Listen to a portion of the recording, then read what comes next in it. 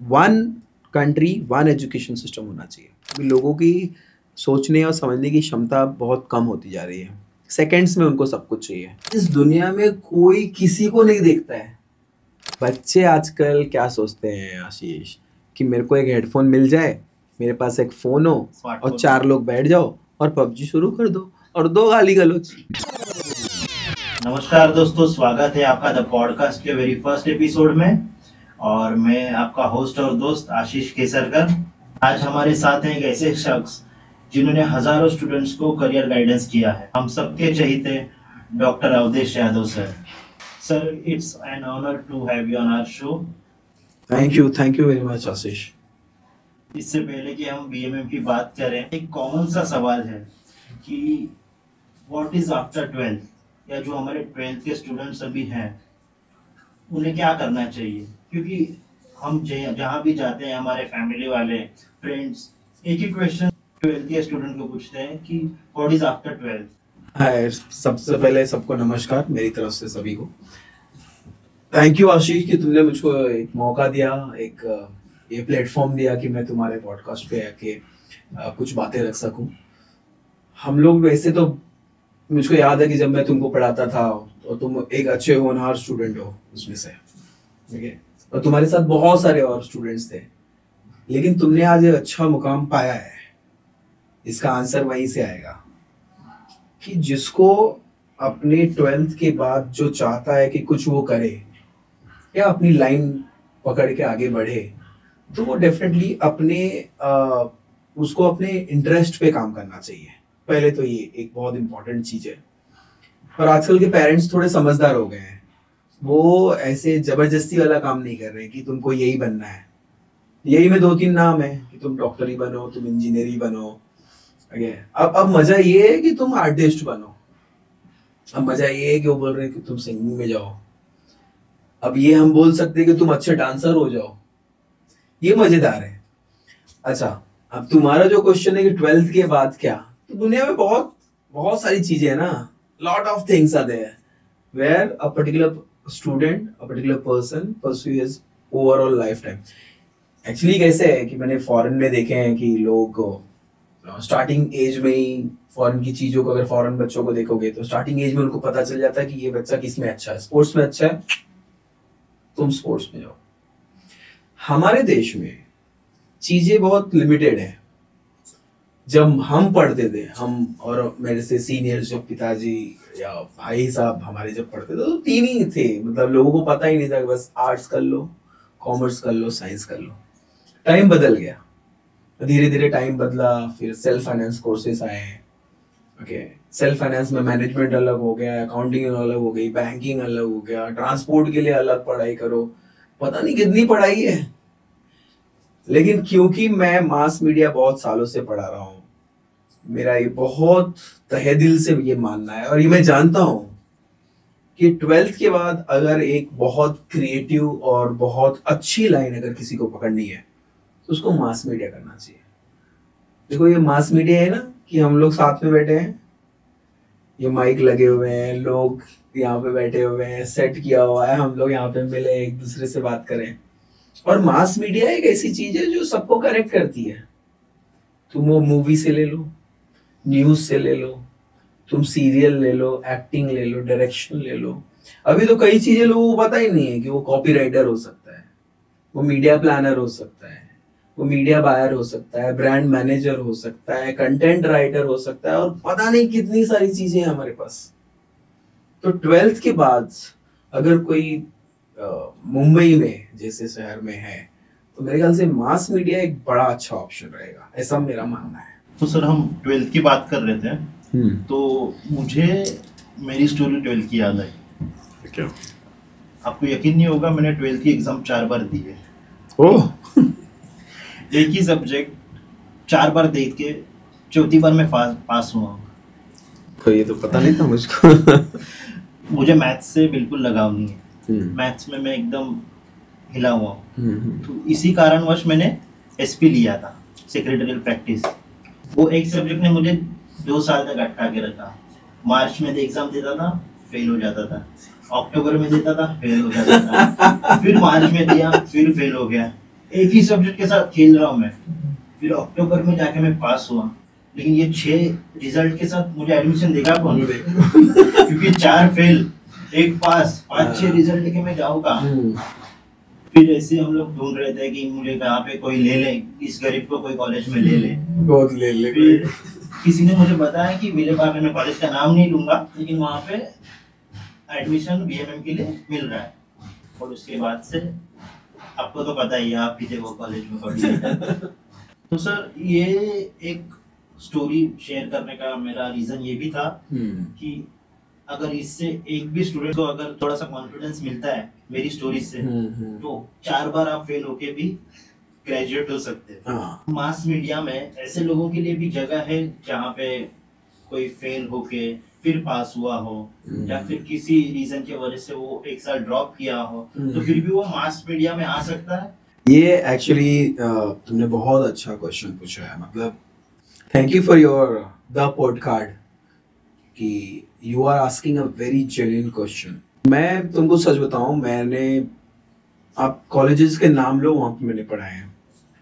तो जब हम स्टार्टिंग में FY वगैरह में जब बच्चों से पूछते हैं, स्टूडेंट से बात करते हैं कि तुम मास मीडिया क्यों लिया, पहला जेन्युइन आंसर होता है उनका कि हमको मैथ्स नहीं चाहिए। और बहुत अच्छी स्टोरी तुमने बताई, और ये मजेदार है, लोगों को ये पता चले, खास करके पेरेंट्स को ये जरूर पता चले कि मतलब लाइफ में स्ट्रगल है, लेकिन वो अच्छी चीज है, स्ट्रगल होनी चाहिए। अभी बात आई कि जो फेलियर और हमने कुछ एग्जाम पास नहीं किया तो भी मास मीडिया में जगह है क्या? मला माहिती नाही, तुला माहिती आहे की नाही, एक मूवी आहे शिक्षणाच्या आईच्या घो, बघितलंय काय? Yes yes. आता त्याच्यात काय आहे, उसमें कैसे दिखाया है कि वो जो मूवी जिसने भी बनाई है, मूवी के एंड में जिन लोग ने भी काम किया है, एक्टर से लेके प्रोड्यूसर, डायरेक्टर, सब सब सब सबका क्वालिफिकेशन दिया है। ओके। तो तुमको ये जान के मजा आएगा और लोगों को भी मजा आएगा कि एक ही बंदा उसमें ग्रेजुएट है, बाकी सब 8वीं फेल, 4थी फेल, दूसरी फेल, 9वीं फेल। तो हमको कैसे है कि हम हमारे ऊपर गुजरी, इसलिए हमको लगता है कि हम ही सबसे ज्यादा पानी में डूबे हैं। ऐसा है नहीं। मैं आज ही एक जगह पढ़ा रहा था कॉलेज में, जब बच्चों से पूछ रहा था तो लोग डर डर के बात कर रहे थे। तो मैं उन लोग को एक चीज बोला, ये मैं इसी बात पे बोल रहा हूँ कि तुमने जो फेलियर वाला क्वेश्चन पूछा कि सबसे पहले तुम कॉन्फिडेंट हो जाओ भाई। और ये लाइन अभी बहुत इंपॉर्टेंट है कि मैंने उसको बताया कि इस दुनिया में कोई किसी को नहीं देखता है, ये तुम समझ लो। ये थोड़ा आप एक्सप्लेन कीजिए। हाँ, क्योंकि इस दुनिया में क्या है ना, हमको ऐसे लगता है कि मैं कैसा दिख रहा हूँ, ओके, मैं कैसी दिख रही हूँ, बाल सही है क्या, कई लोग बोल रहे तुम्हें अडाई नहीं कर रहे हो, मेरे को फर्क ही नहीं पड़ रहा है। मैं अपने व्यूअर्स को बताना चाहूंगा कि ये मैंने क्वेश्चन किया था पॉडकास्ट के पहले। हाँ, तो ये डाई क्यों नहीं कर रहे हो पूछ रहे। अच्छा, मेरे को कोई प्रॉब्लम नहीं है, दुनिया ऐसा नहीं है। और भी लोग पूछते कि डाई करो यार, एक हमारे यहाँ पे टीचर हो, बोले डाई करो तो बहुत अच्छे लगे। मैं उसी को एक्सप्लेन कर रहा हूँ। हम लोग आ रहे थे यहाँ के लिए, तो मुझको याद है स्टेशन पे मैं और बच्चे खड़े हैं, तो मैंने मोबाइल निकाली, बोला एक सेल्फी लेते हैं। तो मेरे ही बच्चे मुझको बोल रहे, जहाँ भी जाते हो शुरू हो जाते हो इतनी भीड़ में सेल्फी। बोला कोई देख रहा है तुमको, या मेरे को देख रहा है क्या? और देख रहा है तो देखे। कैसे है कि अगर मैं फेलियर हूं, ये मुझको पता है, इसलिए मैं परेशान ज्यादा हूं। टेक्निकली किसी को कुछ फर्क नहीं पड़ रहा है इस दुनिया में। मास मीडिया क्यों मैं कनेक्ट कर रहा हूं कि मास मीडिया एक ऐसा कोर्स है कि आप 50 सर्टिफिकेट लेके आओ फेलियर के, मेरी तरह नहीं नहीं नहीं, तुम क्रिएटिव हो। ये बताता है चीज कि दुनिया में सबने तो मैथ्स करके ही बड़े नहीं बने ना, सब मैथ्स करके बड़े नहीं बने, ये बात ध्यान में रखो। हाँ, मैथ्स वाले अलग है भाई, मैथ्स किया है बड़े बने, बहुत अच्छी बात है, लेकिन और भी लोग तो बने। जैसे वो मूवी का डायलॉग है ना, सचिन तेंदुलकर को बोले कि भाई तू डांस कर, एक्टिंग कर, या चला, तो ये कहाँ होने वाला है। हम उनमें जो आर्ट है कोई भी फेलियर हो इस दुनिया में, उसमें जो आर्ट है वो पता करना बहुत जरूरी है। मास मीडिया एक ऐसी जगह है, एक ऐसा फील्ड है जहां पे आपके पास लाखों लाखों करियर ऑप्शन है। आप मुझे बताइए कि मिथ है या रियलिटी है कि बीएमएम करने के बाद बच्चों को जॉब नहीं मिलती? मैंने जितने भी बीएमएम के रिलेटेड वीडियोस देखे हैं या फिर रील्स देखे हैं, तो हमेशा उसमें मजाक ही बना है या फिर बेरोजगार है। तो इसमें कितनी सच्चाई है? मैंने मास मीडिया ले लिया क्योंकि मैं मैथ से डरता था, लेकिन ना मेरे अंदर कोई आर्ट ही नहीं है। मेरे को वीडियो एडिटिंग नहीं करना है, मेरे को ग्राफिक में नहीं जाना है, एनिमेशन में नहीं जाना है, डांस नहीं करना है, सिंगिंग नहीं करना है, स्टैंड अप नहीं करना है। तुम पहले अपनी क्रिएटिविटी देखो, फिर मास मीडिया तुमको जगह देगा, उसमें कैसे करियर ऑप्शन करना है वो देगा। अभी कई लोग हैं, मतलब मैं बताऊं, कई ऐसे पेरेंट्स है वो चाहते हैं कि मेरा बच्चा सिर्फ ग्रेजुएट हो जाए, उसकी शादी हो जाए, उसके पास पैसे बहुत है, लेकिन वो मास मीडिया पास हो जाएगा, लेकिन वो कभी कुछ कर ही नहीं रहा है मास मीडिया का। पहले तो ये समझना पड़ेगा, हमको स्किल डेवलपमेंट करना पड़ेगा, हमको ये समझना पड़ेगा मेरा आर्ट किधर है। मैं मास मीडिया में आया, 2-4 लेक्चर बैठे और मुझको पता है कि मैं पास हो रहा हूँ, बाहर चाय पी तो दोस्तों के साथ चल गए घर पे। तो एक एग्जांपल, मैं 12th में हूँ, हाँ, मुझे पता ही नहीं है कि मेरा इंटरेस्ट किस में है। हाँ हाँ, और आप बोल रहे हो मुझे कि बीएमएम क्रिएटिव ऑप्शन है, वो बहुत तो मेरा स्किल में कैसे आइडेंटिफाई करूं?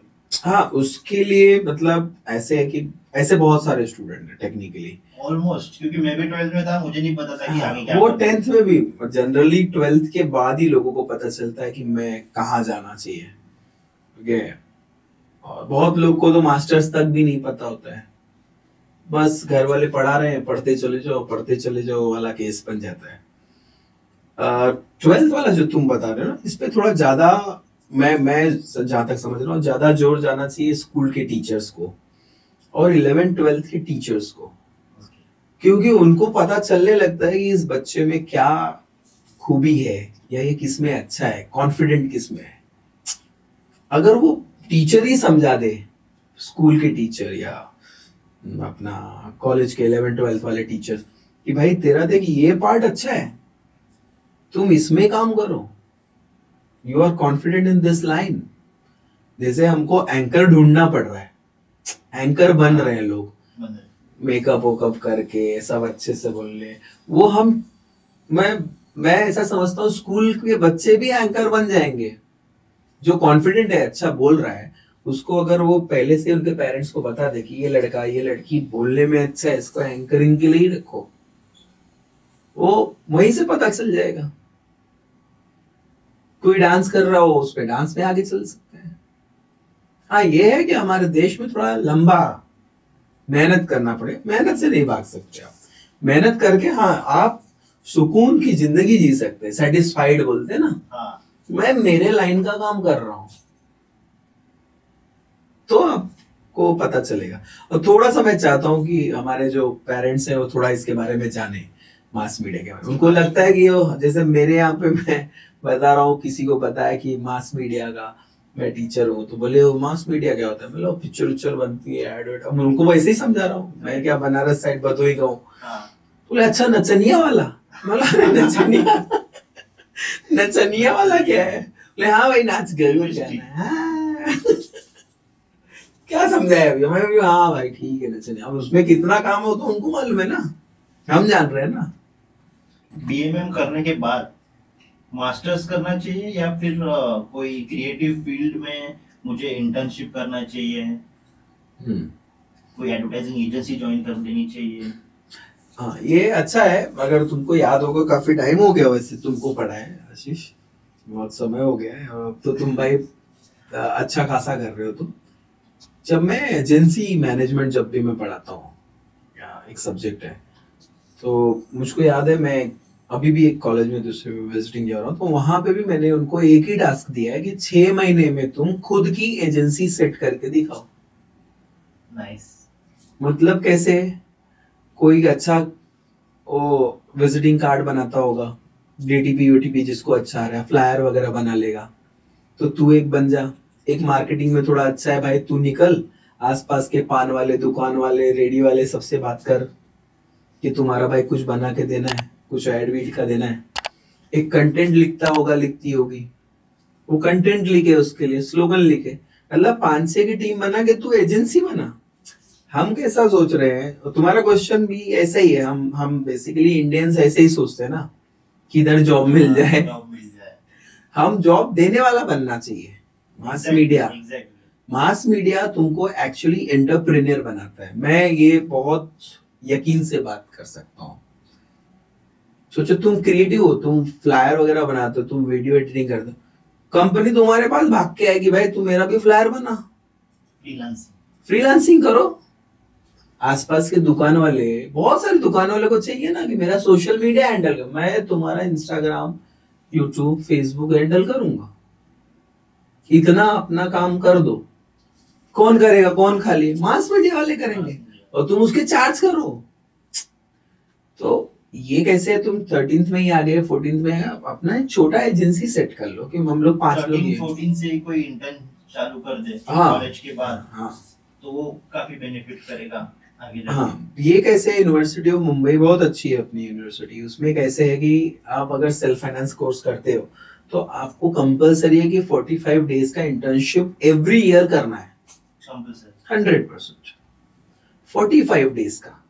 अभी बच्चे क्या करते हैं, सहूलियत के कारण बहुत सारे करते ही नहीं है। किसी का कुछ पहचान है तो वहां से सर्टिफिकेट वगैरह लेके आके दे दिया, बोला हो गया, हाँ मैंने किया है।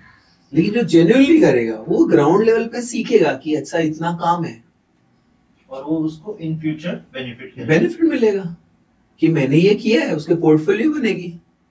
सोचो वीडियो एडिटिंग वगैरह करेगा। अच्छा, इससे मुझको याद आया, एक मेरा स्टूडेंट अभी हाल ही में महाराष्ट्रियन लड़का है, वो उसकी 3 पुश्तें, ये मजेदार है, मतलब हमारे भाई लोग जो यहाँ पे हमको जो कैमरा हैंडल कर रहे हैं, 3 पुश्तें, मतलब उसके दादाजी फोटोग्राफर थे, दादाजी, फिर उसके पिताजी और उसकी मम्मी फोटोग्राफर हैं, और अभी ये है। मतलब वो कॉलेज नहीं आता है, ये बात समझ गया ना, उसका धंधा है वो। उसको सिर्फ पास होना है क्योंकि उसके अंदर आर्ट है। 3 पुश्ते मतलब 60-70 साल से 80 साल से उसके घर में फोटोग्राफी हो रही है। वो सुबह नाश्ता फोटोग्राफी कर रहा है, लंच फोटोग्राफी, सोते समय भी फोटो ही उसको दिमाग में घूमे। तो मुझको याद है, मैं आरे साइड गया था, हम लोग संडे वनडे जाते हैं वहां पे, बांगोड़ा वगैरह है, गेम वगैरह खेलने, तो डैम के यहाँ पे तो 3-4 फोटोज लिए। उसने कहीं से मेरे इंस्टा पे फोटो देखा, क्योंकि मैं पढ़ा रहा हूँ तो कुछ लोग भाई लाइक कोई कर देते थोड़ा बहुत, बेचारे बच्चे। तो वो कॉलेज में आके मुझको पूछ रहा है ये जगह बताओ। तब तक मुझको भी नहीं मालूम था कि 3 पुश्तों से ये फोटोग्राफर है। मैं बोला जगह तो मस्त है, तो वो भी फोटो चाहिए क्या भाई? बोला नहीं सर जगह बताओ। मैंने जगह बताया। 10 दिन के बाद वो आया और वो अलग अलग फोटो दिखा रहा है। बोला ये प्री वेडिंग शूट मैंने वही किया है। अब सोचो मास मीडिया कैसा है, तुम इंटर्न करके तुमको पता चल जाएगा कि तू भाई फोटोग्राफर, वीडियोग्राफर क्या बनना है तुझको। उस तरीके का क्रिएटिव बनना पड़ेगा। थोड़ा तो आपका भी सेंस, कहाँ फोटो पूछ रहा है और कहाँ वो लाखों का काम करके आके मेरे को ही बता रहा है। देखो वो भी कॉलेज स्टूडेंट, टीवाई पास ही नहीं हुआ है, अब हो गया वो। तो आप ये आर्ट है। तो क्लियर हो गया कि बीएमएम के बाद जॉब नहीं मिलती, ये सिर्फ मिथ, ये मिथ है। और भूखा तो कभी नहीं मरेगा। वो सिर्फ झूठे ही एक फोटो क्लिक करके कुछ बता दिया कि भाई ये देखो इसमें ये है। मेहनत है, डेडिकेशन है, सबको रखना पड़ेगा उतना। और आपके बारे में एक मैं अच्छी बात अपने व्यूअर्स को बताना चाहूंगा कि कल मैंने थोड़े दिन पहले आपको जब मैंने कॉल किया था, तो मैंने आपसे बोला कि आप बच्चों को भी ले आइए यहाँ पे। तो आपके दिमाग में पहले अपने बच्चे नहीं आए, आपके स्टूडेंट्स आए। हाँ, मैं तुमको वही, ये बहुत अच्छा बोला, क्योंकि और इसी रीजन की वजह से बच्चे आपके दीवाने हैं। हाँ, मतलब भगवान की इच्छा है। मैं तुमको भी याद होगा कि मैं क्लास में हमेशा मेरा एक पहला ही स्टेटमेंट होता है, you are part of family. और या तुम सही बोल रहे हो, तुमने बोला कि बच्चों को भी लेगा, तो मैं वो नाम ले सकता हूँ क्योंकि उनको मैं लेटेस्ट अभी पढ़ा रहा हूँ, राहुल बेटेकर और उसकी टीम है, SY के हैं, TY का अविनाश वगैरह है। तो मैं यही सोच रहा था कि वो स्टूडेंट आए। हालांकि तुम बोल रहे थे कि अपने बच्चों को लेके आओ, तो मेरे मेरे लिए बच्चे मतलब मेरे स्टूडेंट ही हैं। हाँ। अब ईश्वर ऐसे ही बना के रखे हैं हमेशा, तो they are part of family. और मैं हमेशा चाहता हूँ कि मेरे स्टूडेंट जहाँ पे भी रहे अच्छा करें, और बहुत बहुत अच्छे कर रहे हैं, बहुत अच्छा कर रहे हैं, बहुत ज्यादा। और ये खुशी है एज अ टीचर, जब हमको पता चलता है कि हमारे स्टूडेंट इस मुकाम पे हैं और ये अच्छा कर रहे हैं, तो वी फील प्राउड। ओके, फिर वो बीएमएम गुरु बोलो, मास मीडिया गुरु बोलो, और आप महागुरु बोलो, जो भी जो बोल रहे हैं उसको, महागुरु। हाँ हाँ, एक एक नाम दे रहे हैं, तो वो ठीक है वो। हाँ, इसका भी एक अच्छा पार्ट है इसका कि ये आया कैसे टेक्निकली, बहुत सारे टीचर है ना, तो बीएमएम का गुरु ही क्यों। और ये जान के और मजा आएगी कि ये जब स्टार्ट हुआ तो स्टार्ट करने वाला बीएमएम वाला बच्चा नहीं था। अच्छा। हाँ, ये तुमको अच्छा अच्छा बात तुमने छेड़ी है। हुआ ऐसा कि मैं एक विद्या विहार साइड में कॉलेज में पढ़ा रहा था, और वहाँ पे टीवाई बीएमएस को पढ़ा रहा था। वहां पे एक बच्चा, उसको ऐसा लगा कि मतलब सर जो पढ़ा रहे हैं सही है, जम रहा है, हाँ, तो आके पूछ रहा है, साउथ इंडियन था। हाँ, तो उसको पता चला कि मैं मास मीडिया पढ़ाता हूँ, हाँ, more of mass media actually. मैं, मेरे खून में मास मीडिया है टेक्निकली, तो लगा कि मेरे खून में मास मीडिया है, मैं सिर्फ मास मीडिया पढ़ाता हूँ। बोला okay okay okay, then why don't we start something like guru kind of something like. अच्छा, उस टाइम अगर 10-12 साल पहले जो पहला वीडियो जब शूट हुआ केस स्टडी का, वो एक चैलेंज भी है ना, जो मेरे से बहुत सीनियर लोग, उन लोगों को भी चैलेंज है कि मतलब एक बंदा आके खुद को भी एमएम गुरु बोल रहा है। ए भाई, पूरा प्लान लेके आया। हाँ, लेकिन उसके 4-5 साल पहले तक ये एक अच्छी बात है, मतलब मेरे बच्चे छोटे थे, आर्या आयशा आई रिमेम्बर, काफी छोटे थे। और मैंने देखा कि बहुत सारे कॉलेजेस में लोग केस स्टडी ठीक से नहीं पढ़ा रहे, और आई डोंट नो व्हाई। मैं चाहूंगा कि टीचर्स, बहुत सारे टीचर बहुत अच्छे हैं 100%, मैं सबको नहीं बोल रहा हूँ, मतलब बहुत सारे कॉलेजेस से ऐसे आता था कि इनको केस स्टडी, क्योंकि मैं अलग अलग जगह पढ़ाता था, तो केस स्टडीज में वो बहुत तकलीफ है बच्चों को। तो मैंने ऐसे ही प्लान किया कि थ्रू ट्रस्ट जो है हमारा आर्या चैरिटेबल ट्रस्ट, मैं फ्री में पढ़ाऊं। और ऐसा बहुत साल तक चला है, मतलब अभी एग्जाम में भी पिछले बार भी यही प्लान था, हम लोग भी पार्ट रह चुके हैं। एक पार्ट। तो उसको अभी फ्री में पढ़ाना है, तो उसके लिए जगह भी चाहिए। तो जगह कहाँ होगा जहाँ आके बैठे, ब्लैक बोर्ड वगैरह हो। कौन, पहली बार मैं जा रहा हूँ कि किसी को बोल रहा हूँ यार फ्री में बच्चों को पढ़ाना है, बोले ये कौन सा नया हीरो है, तू फ्री में कौन पढ़ा रहा है, मुझको याद है बहुत पहले, जब आज से ठीक 10-12 साल पहले, 2013-14 या 15 की बात है, बच्चे छोटे थे हमारे आशा, तो सब जगह एक दो जगह पूछ लिया, स्कूल वाले कॉलेज वाले मना कर दिए, तो मैं, हमारे यहाँ पे एक चर्च है, वहां पे गया और फादर से डायरेक्ट बात किया, तो ही वाज, पता नहीं, होली फैमिली चर्च, तो हाँ अंधेरी में, तो उन्होंने सीधा बोल दिया हाँ यू कैन यूटिलाइज। मतलब आई वाज वेरी हैप्पी। फिर मैं सोच रहा था पता नहीं बच्चे आएंगे कि नहीं आएंगे, क्योंकि जिस कॉलेज के लिए मैं कर रहा था उधर 10-5 ही बच्चे थे, वो तो 10 आए। उस टाइम पे 4 कॉलेज के बच्चे आए, 4 कॉलेज के, भाईंदर के से इधर के दादर से लेके 4 कॉलेज के लिमिटेड बच्चे आए, 20 कुछ बच्चे थे। वो फर्स्ट टाइम था। ये चीजें वो साउथ इंडियन बच्चे को पता थी क्या फ्री में सब लेते हैं। तो उसने बोला सर आप पढ़ाते ही हो ना, मैं सेटअप मैं लाएगा, कैमरा मैं लेके आएगा, वीडियो मैं लाएगा, हम लोग एक प्लान चालू करेंगे, उसको सिर्फ आप पढ़ाओ, मैं रिकॉर्ड करूंगा। और वहां से ये जर्नी स्टार्ट हुई बीएमएम गुरु की। और ये अच्छी जर्नी हुई, क्योंकि बाद में जो बच्चे, जब मैंने देखा कि नवी मुंबई से फोन आते हैं कि सर आपका केस स्टडी पढ़ के यार मैं सीखा, thank you very much, comments आते हैं जो अपने चैनल पे या बीएमएम गुरु के चैनल पे, या हमारे, मेरा भी क्या, मैंने खुद का भी एक चालू किया है प्रोफेसर अवधेश यादव, उस पे भी सब केस स्टडी डाली है, तो कमेंट थोड़ा सेटिस्फाइंग है, बहुत ज्यादा सेटिस्फाइंग है। और बच्चे कैसे हैं कि काफी सालों बाद भी आपको याद रखते हैं, कनेक्ट करते हैं। अभी तो इंस्टाग्राम फेसबुक ये सब ऑप्शंस भी आ गए कनेक्ट करने के। हाँ, अच्छा, इसमें ना एक और मजेदार चीज क्या है कि मैं बैंड्रा में एक कॉलेज है नेशनल, तो वहां पे मैं पढ़ा रहा था, अभी हाल ही की बात है, अभी मतलब पिछले मार्च की बात है। तो मेरे ख्याल से एक बार अरमान था मेरे साथ में, मैं उसके लिए कुछ शूज वगैरह कुछ परचेस करने गया था, और मैं रिक्शे के लिए खड़ा हूँ और हम लोग बैठे, और अरमान से मैं बात कर रहा हूँ, नॉर्मल कैजुअल बात कर रहा हूँ, और वहां से शेयरिंग रिक्शा होती है स्टेशन के लिए, तो एक बंदा आके बैठा है बगल में, यंग बंदा। हम लोग बातचीत करते करते आगे जा रहे हैं, आगे जा रहे हैं। अब कितना टाइम लगे, 15 मिनट, 10 मिनट में नेशनल कॉलेज से उधर पहुंचाता है। 5 मिनट के बाद वो लड़का मुझसे पूछता है, आर यू टीचर? पहले तो मैं खुद शॉक हो गया, भाई मैं कुछ गलत बोल रहा हूँ क्या है, like so I said yes yes I teach, teacher of mass media? हाँ, I have seen you sir. ये बहुत अच्छा लगता है व्हेन यू हियर कि मतलब अनजाने लोग भी बोल रहे हैं। तो मैंने बोला हाँ, केस स्टडी। नहीं नहीं, I have seen you, I we have learn from you sir, thank you very much. तो मैंने पूछा क्या कर रहे हैं अभी, तो he was working as a assistant copywriter उस एरिया में। बोला thank you very much sir, last moment था केस स्टडी वगैरह आपने आप एग्जाम के टाइम पे करा, एग्जाम के टाइम पे, हाँ। तो नहीं, तो इसने वीडियो से देखा था। अभी कैसे हो रहा है, बहुत सारे स्टूडेंट ऐसे हैं जो सिर्फ वीडियो देख रहे हैं और उनको वो बात रह रही है, आवाज से पहचान रहे हैं, चेहरा। इस वीडियो में भी काफी कमेंट्स आएंगे आपके लिए, काफी क्वेश्चंस आएंगे। क्वेश्चन आए, मैं चाहता हूँ क्योंकि तुम्हारा एफर्ट अच्छा है, ये क्वेश्चन आए लाइव बने तो मैं चाहता हूँ कि आप उस पर रिप्लाई करो। करेंगे 100% करेंगे। इतने सालों में आपने स्टूडेंट्स में ऐसी कौन सी कॉमन मिस्टेक्स देखी हैं जो आप अपने जो अभी जो पॉडकास्ट देख रहे हैं उनको सजेस्ट करोगे कि वो ना करें?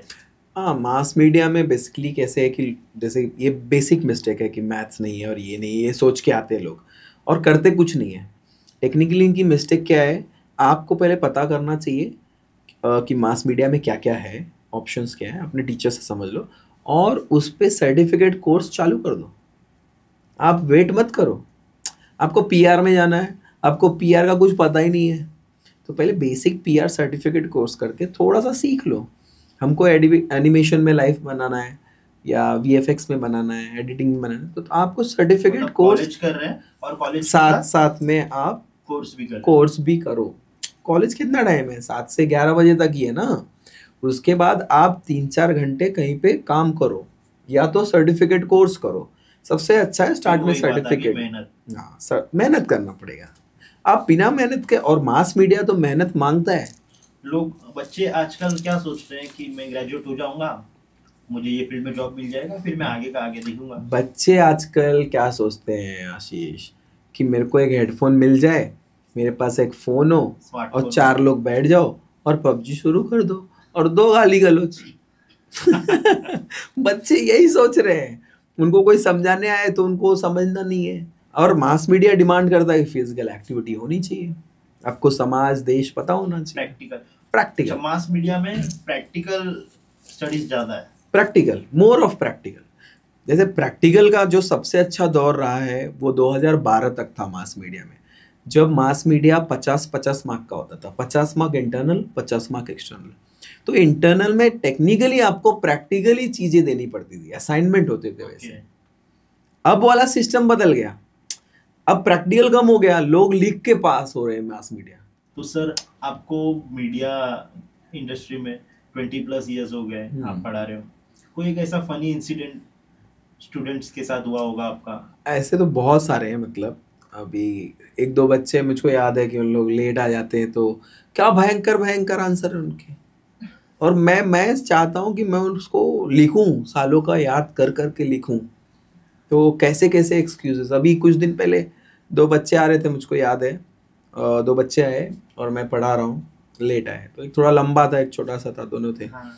तो दोनों लेट आए 15-20 minute. Being as a teacher मुझको क्या बोलना है कि भाई तू बाहर खड़े रहे, एक्चुअली उनको आना ही नहीं चाहिए, आ गए। अब ऐसे मेरा दिल है कि अब यहाँ तक आ गए तो चल भाई कुछ ज्ञान ले। तो मैंने ऐसे ही पूछ लिया, एक लड़का जो छोटा सा, मैंने बोला क्यों भाई तुम लेट क्यों आते हो? तो उसका आंसर, सर वो क्या है ना, मैं छोटा हूँ ना, तो मैं धीरे धीरे चलता हूँ। तो ये कौन सा मतलब, ये क्या है? धीरे धीरे चलता हूँ मैं, धीरे धीरे, मेरे कदम छोटे छोटे। ये कोई आंसर है? तेरे कदम छोटे इसलिए तू लेट आएगा, तो तू लंबा है, तू जल्दी आना चाहिए, इसका मतलब ये था। वो भी उसी के साथ आया, वो भी उसी के साथ था। वो सुन के लोग हंस रहे हैं, मेरे को भी हंसी आ रही है। मतलब कैसे एक्सक्यूज देते हैं लोग। बीएमएम का सबसे बोरिंग सब्जेक्ट? सी मैं प्रोफेसर हूँ, मैं किसी को बोरिंग नहीं बोलूँगा। पहले ऐसे थे कुछ सब्जेक्ट, इकोनॉमिक्स एक सब्जेक्ट था जो मास मीडिया को पढ़ाना पड़ता था, तो वो उनको थोड़ा बोरिंग लगता था मास मीडिया में, क्योंकि मास मीडिया में भी आके कर मुझको इक्विलिब्रियम पढ़ना पड़ रहा है या डिमांड सप्लाई पढ़ना पड़ रहा है, तो बेचारे बोर हो जाते थे। सबसे ज्यादा स्कोप किस में, जर्नलिज्म या एडवर्टाइजिंग? टेक्निकली मैं पिछले कई सालों से मैंने देखा है कि एड में ज़्यादा स्कोप है, ऐसा बच्चों को लगता है। बट मैं बहुत दिल से बात कर रहा हूँ इस चीज़ को लेके कि अगर मैं खुद जर्नलिस्ट ही बनना चाहता हूँ तो स्कोप है, मैं रिपोर्टर ही बनना चाहता हूँ, मैं एंकर ही बनना चाहता हूँ तो स्कोप है। और ये अच्छा इसलिए भी है क्योंकि हम मुंबई में बैठ के बात कर रहे हैं। मैं ये जरूर बता दूं कि मुंबई में सबसे ज़्यादा स्कोप मराठी लैंग्वेज में, अगर आपने सिलेक्ट करके चैनल सिलेक्ट करते हैं मराठी चैनल,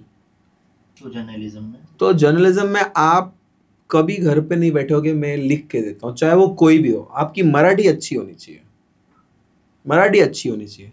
ये बहुत बड़ा मिथ है कि मेरी इंग्लिश अच्छी है तो ही मैं अच्छा चैनल है, ये बहुत गलत है, बहुत गलत है। महाराष्ट्र में अगर आपकी मराठी, मुंबई में आपकी मराठी, बहुत चैनल है, मेरे स्टूडेंट बहुत हैं, एंकर वगैरह हैं, क्रिएटिव हेड हैं और बहुत अच्छा कर रहे हैं मराठी चैनल में। कि पीआर या कॉपीराइटिंग, ज्यादा पैसा किस में? कॉपी राइटर्स बहुत कमाते हैं, नो डाउट इन दैट। अगर आप अच्छे कॉपी राइटर, उसमें स्ट्रगल भी है, तो आप धीरे धीरे आप बहुत अच्छा कमाओगे। पीआर भी एक अलग लाइन है, हम एक्चुअली उसमें कंपटीशन नहीं करना चाहिए, बट कॉपी राइटर्स बहुत क्रिएटिव होते हैं तो दे अर्न अ लॉट। ये काफी इंटरेस्टिंग सवाल है। बीएमएम स्टूडेंट्स ज्यादा स्मार्ट होते हैं या बीएमएस वाले? ऐसे तो बेचारे बीएफएम बीबीआई ये लोग भी सोचने में पड़ जाएंगे कौन सी। मैं मेरे हिसाब से तो हमेशा से मास मीडिया के स्टूडेंट बहुत स्मार्ट होते हैं। बीएमएस वाले? मैं ऐसे नहीं बोल सकता, क्योंकि मास मीडिया वाले क्रिएटिव होते हैं, उनको एक एक टर्म है जो मैं रिलेट करता हूँ तुम्हारे साथ ही, जुगाड़। याद करो तुम भी थे इब्राहिम कॉलेज में, बीएमएम वाले जुगाड़ू होते हैं। ये और कोई डिपार्टमेंट या कोई भी टीम नहीं बता पाया, शायद तुम ये बता पाओगे अच्छे से। मैं जब कॉलेज में था तब मुझे जुगाड़ू नाम दिया गया था ना। तो मास मीडिया वाले, मैं तुम्हारा ही एग्जांपल लेके बता रहा हूँ कि वो इस वजह से पढ़ा था कि कुछ भी अगर चीज चाहिए, अगर मुझे ये पेपर चाहिए तो मैं कहीं से भी जुगाड़ करके वो लेके आ सकते थे। तो ये स्मार्टनेस है।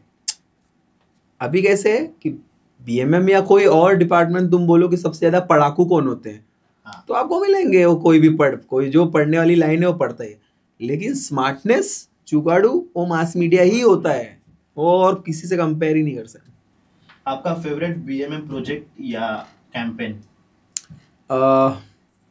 ऐसे तो बहुत सारे हैं, लेकिन चर्चगेट में एक कॉलेज में मैंने 8 एक टॉपिक दिए थे और तो मैंने बनाए थे अलग टाइप के। वहाँ पे मैं पीआर ही पढ़ा रहा था, एक सब्जेक्ट था।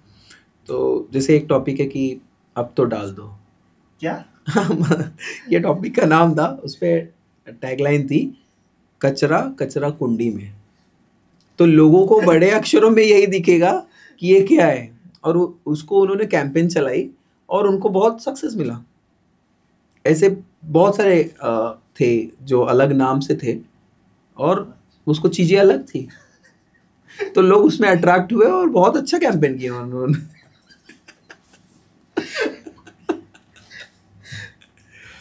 सर ये क्वेश्चन है जो अपने काफी यंगस्टर्स जानना चाहेंगे कि इंस्टाग्राम रील्स या लॉन्ग फॉर्म यूट्यूब कंटेंट? मेरे ख्याल से जो यूट्यूब कंटेंट है वो, रील्स कैसे हो गए हैं अभी, लोगों की सोचने और समझने की क्षमता बहुत कम होती जा रही है। सेकंड्स में उनको सब कुछ चाहिए। चैट जीपीटी ये एक्चुअली तुम्हारे माइंड को काम करने नहीं दे रहा है, ये गलत है। ओके, हालांकि इस पे बहुत सारी स्टोरियां मुझको पता है, लेकिन आप लाओ त्से को पढ़ो, जो चाइनीज फिलोसोफर था। उसका हमेशा से मानना था कि आप हार्डवर्क करो, give work to your body, तब आप तंदुरुस्त रह सकते हो। उसी तरह यूट्यूब कंटेंट एक ऐसा चीज है जो आज या 100 साल के बाद आप जब भी देखोगे तो आपको थरो पूरा लाइनअप देगा। सर अगर आप आज यहाँ आए हो तो मुझे लगता है कि एक क्वेश्चन आपसे मैं पूछूं कि अपने कंट्री के एजुकेशन सिस्टम पे आपकी क्या राय है? मैंने बहुत बार इस एक टॉपिक को लेके बहुत बहुत अच्छे से मेरा मतलब अनुभव रहा है, और मैं चाहता हूँ कि ये लोगों को पता भी हो, और बहुत लोगों को तो पता भी है, हमारे पॉलिटिशियंस को पता है, हमारे बिजनेसमैन्स को पता है, और जो आज मैनेजमेंट है, एजुकेशन सिस्टम जो चला रहा है, उन सबको पता है। ओके, मैं कुछ दिन पहले, मुझको याद है, और कुछ दिन पहले वाली बात मैं बाद में बता करता हूँ। पहले मैं बताता हूँ कि जब मैं यूपी से, जब हम लोग, मतलब मैं आया, हमारे तो लोग बहुत पहले आए थे, तो स्टार्टिंग में जब मेरी एजुकेशन वगैरह स्टार्ट करना था तो कहीं पे एडमिशन नहीं हुआ था। तो पिताजी ने किसी की बात सुनी, और मुझको याद है, मेरा एडमिशन उन्होंने बीएमसी स्कूल में कराया। स्कूल में, बीएमसी स्कूल में।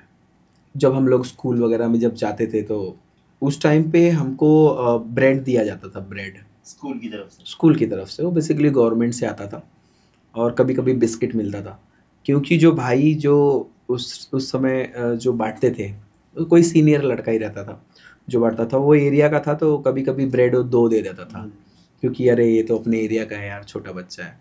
तो मेरे ख्याल से ये बच्चों को भी पता होना चाहिए, और बच्चे बेचारे बहुत तकलीफ से पढ़ते हैं हमारे देश में, ये आशीष, ये बात ध्यान में रखो। तो मैं उस बात पे आता हूँ, कुछ दिन पहले मैं जा रहा था पवई साइड में, तो मैंने देखा एक बीएमसी स्कूल है, वहाँ का बच्चे जा रहे थे, तो मुझको अचानक वो पूरी चीज़ें रिमाइंड हो गई, मेरे दिमाग में आ गया। और मैंने देखा कि वो बच्चे कैसे जा रहे हैं, वही चप्पल पहने हुए, वही पायल वाली कुछ छोटी सी पतली सी चप्पल पहने, और बच्चों का आयन किया हुआ कपड़े नहीं है, और बैग भी फटे पुराने, कुछ बीएमसी के बैग्स लिए हुए हैं। और उसी के बगल में एक इंटरनेशनल स्कूल है।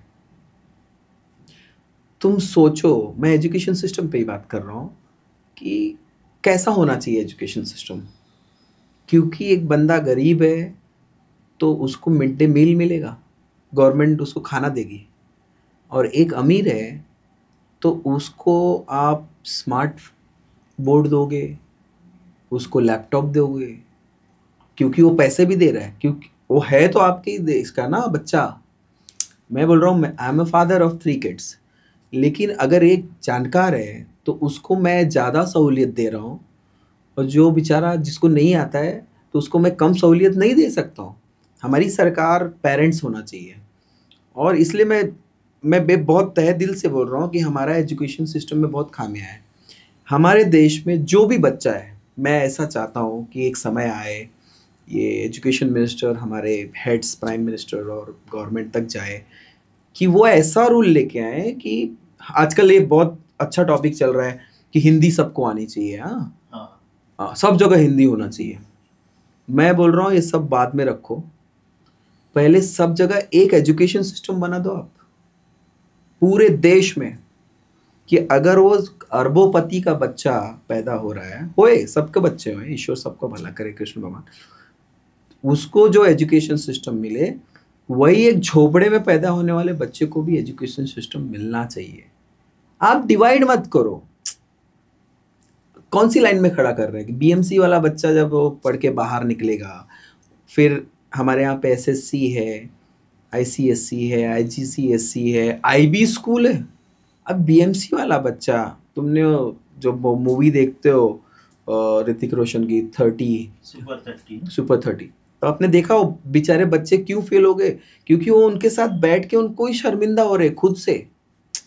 मैं अगर झोपड़पट्टी में हूँ और मैं कहीं पे हूँ, अगर मेरा एजुकेशन सिस्टम समझो पूरे देश में आईजीसीएससी हो जाए, पूरे देश में, तो मैं कॉन्फिडेंट तो रहूंगा ना, मेरा पेपर ये आने वाला है। 1 कंट्री 1 एजुकेशन सिस्टम होना चाहिए।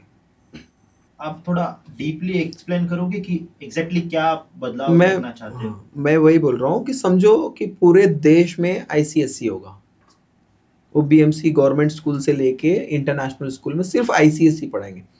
तो गवर्नमेंट की ये जवाबदारी हो जाएगी कि अगर वो बीएमसी में भी बच्चा जा रहा है तो वहाँ पे आईसीएससी पढ़ाने वाला ट्रेन टीचर्स हों। एक्चुअली गवर्नमेंट को फॉरेन में जैसे गवर्नमेंट स्कूल्स ही हैं, ये पता हो हमको, फॉरेन में गवर्नमेंट स्कूल ही है। बहुत उन्होंने प्राइवेटाइज नहीं किया है। बहुत सारे ऐसी कंट्री हैं।